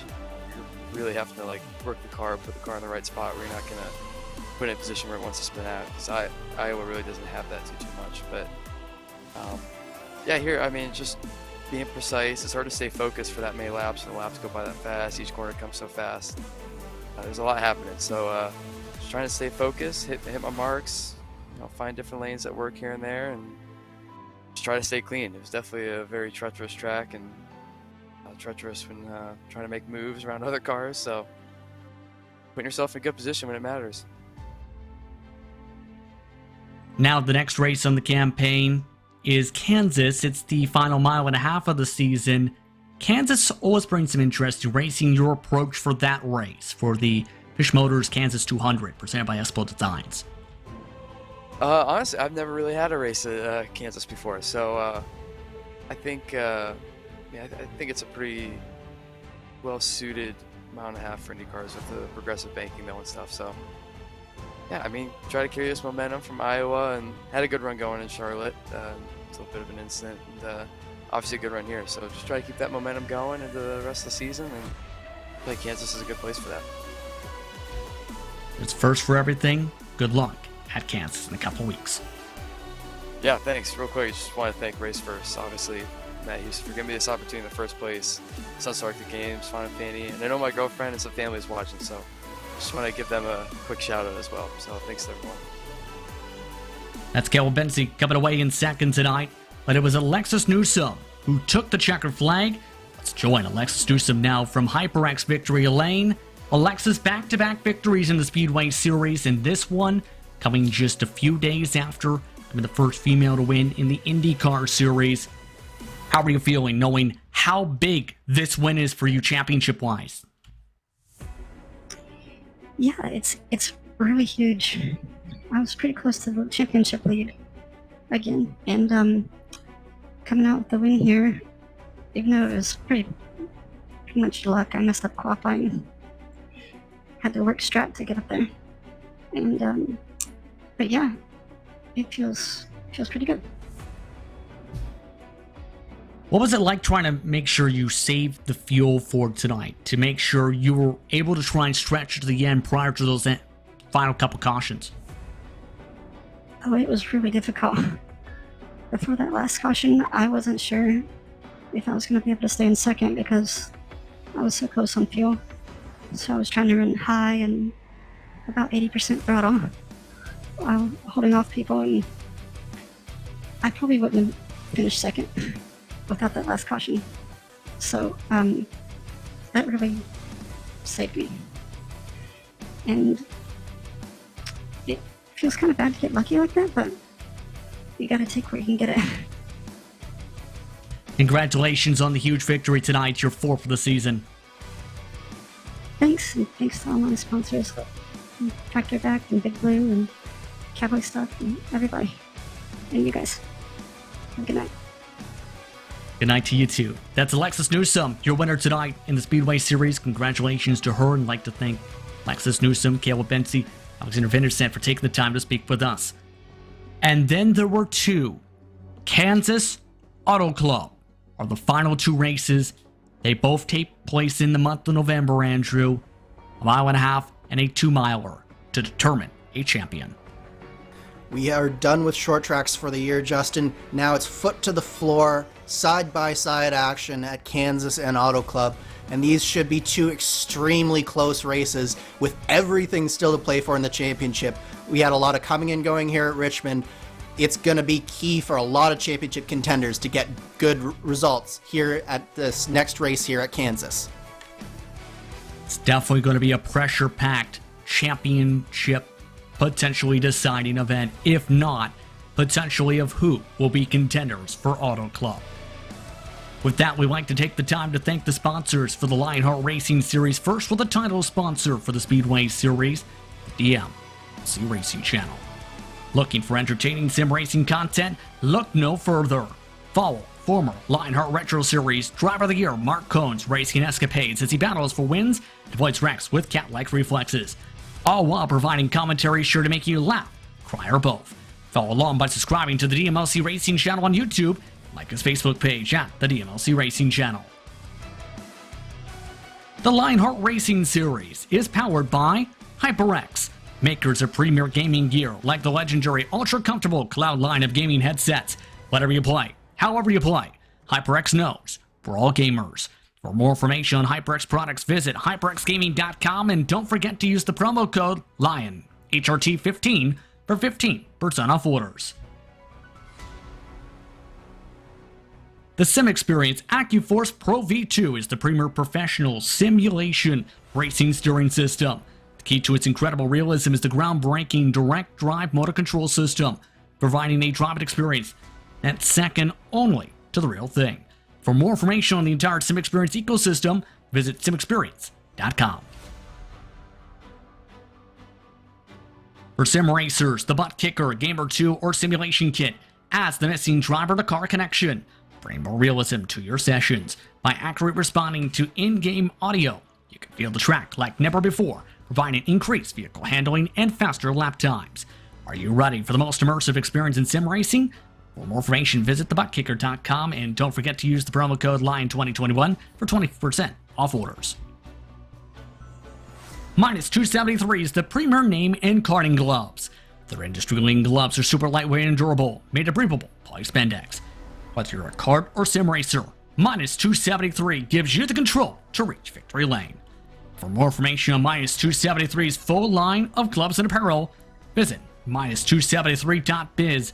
Don't forget to also use the promo code Minus 273 LHRS15 for 15% off orders. And it's not just those 5 names, but so many more, as well as all the partners at the Lionheart Racing Series who help make things go smoothly. To learn more about them, visit LionheartRacingSeries.com. You can also find out more information on the 3 competitions that the Lionheart sanctioning body runs throughout the year. Lots more Lionheart competition is to come. To follow along with the action, be sure to keep up with Lionheart on social media at Lionheart Series. ESTV as well has your esports needs, while RaceSpot has your V Motorsports action covered. Be sure to follow along, whether on Twitter, Facebook, Instagram, and more. Be sure to also hit the YouTube subscribe button and notification bell for RaceSpot to keep up with the sim racing action we get to cover.